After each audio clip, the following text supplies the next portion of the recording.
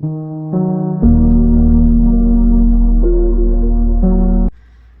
guys, White Witch 110 here. It is extremely humid in Ottawa. As of about an hour ago, we were at 38 Celsius, which is 100 Fahrenheit. We are staying inside with the air conditioning going. When I got home, however, I did water my plants just to get them through this heat we seem to be having. Anyways, tonight I will be reading a different story for you. I am still working on Who Am I? I've hit another wall, so I have a spooky story for you. The picture you're looking at is one of the many that I got in a package from Shein last year. Love the spooky vibe. I do not have a title. Excuse me. I do not have a title for this story, but here we go. In the dark alone, I counted my blessings.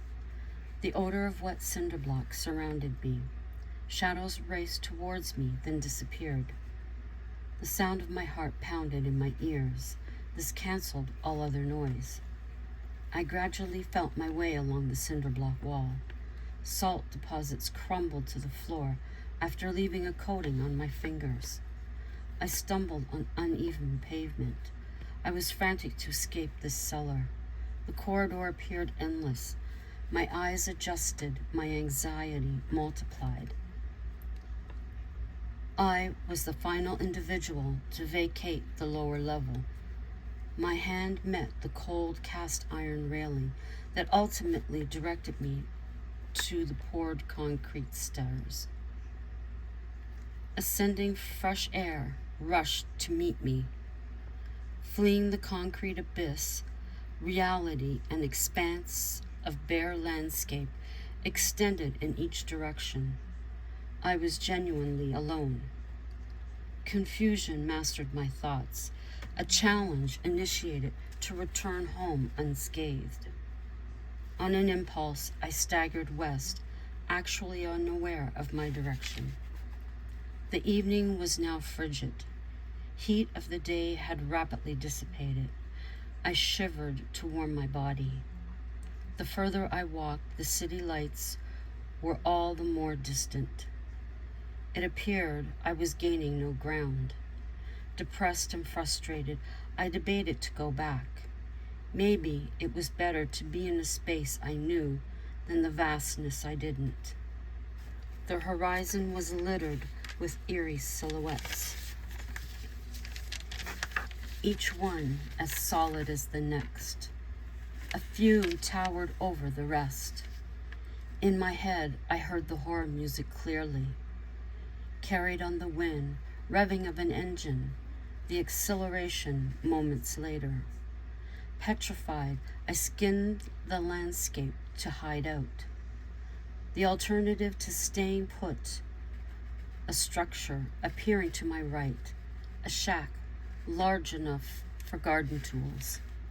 I ran toward it, a powerful engine somewhere behind me. I secured the door with a lock provided. I located an overturned bucket and sat. Waiting for the vehicle to stop, I realized I was not alone. Too terrified to turn, I prayed silently for protection.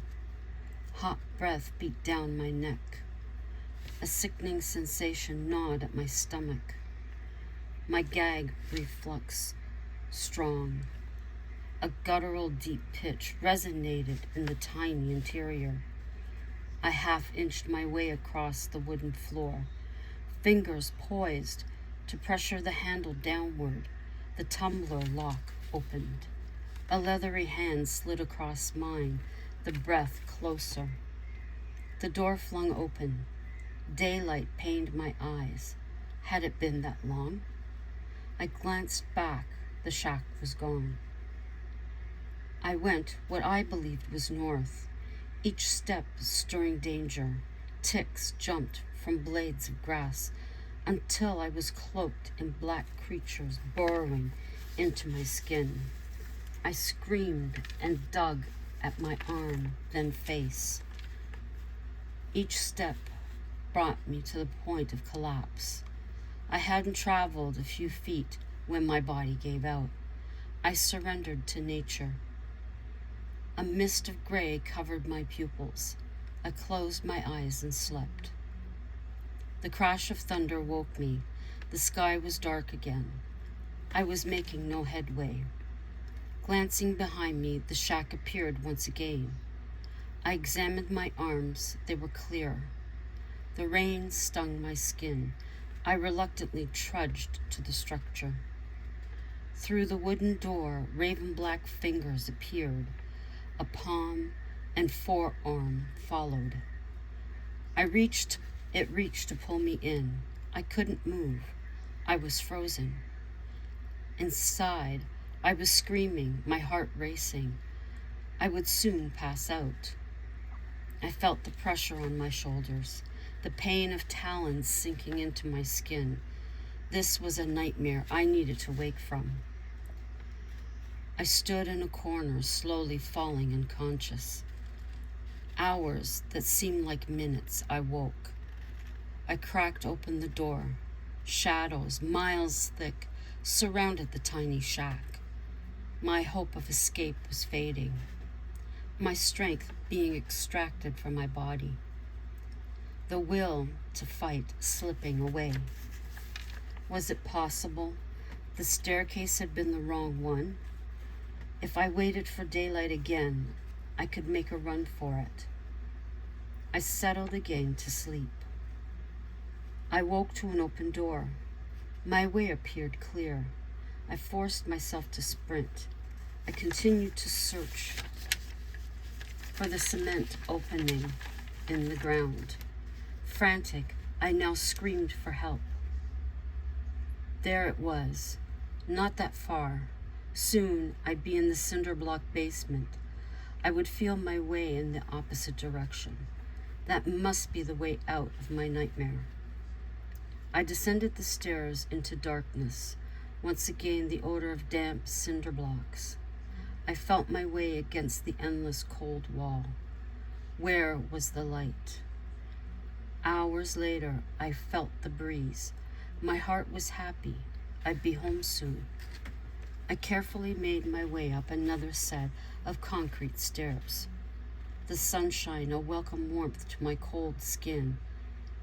I shaded my eyes with my hands. Turning back, I seen it. The darkest shadow retreating from the light. In front of me, a search party of friends.